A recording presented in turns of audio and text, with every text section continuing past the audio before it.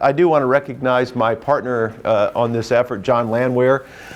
John technically was the legal advisor to the Chamber, to the Transformation Steering Committee during this process. We thought we needed some legal assistance.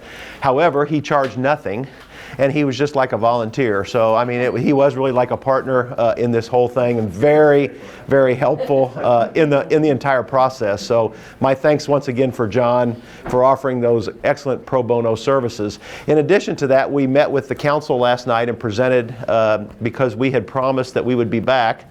Well, at times in the last month, we weren't sure that we weren't going to have to leave town, but we were able to then actually provide the 4 letters of intent: Lincoln University, the Sisters of St. Mary's, Hawthorn Bank and Central Bank for the other 2 projects, and then obviously the MOU for the MSP project last night.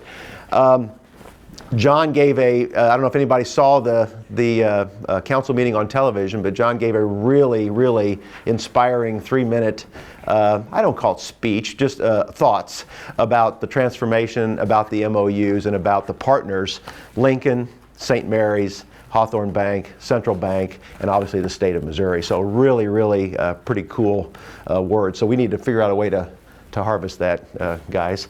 But anyway, we do, and the most important one, the one that I think the people have been concerned about all along, was the one related to MSP.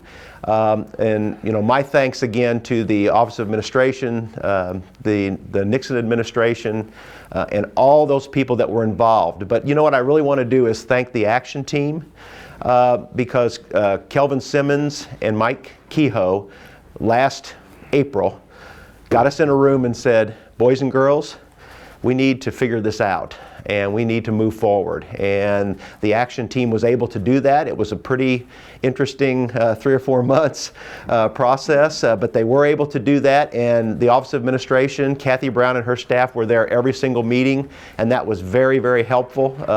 We actually developed plans that everybody would agree on. The result of that obviously was the 2 major projects that are in the transformation: the renovation of the 3 housing units and the road network in MSP. We were able to secure from the state a commitment to a long-term lease, or as John says in legal terms, a license to operate the tours exclusively. That was a huge thing, obviously. The ability then to put the road in, to get the property for the road network in the prison itself.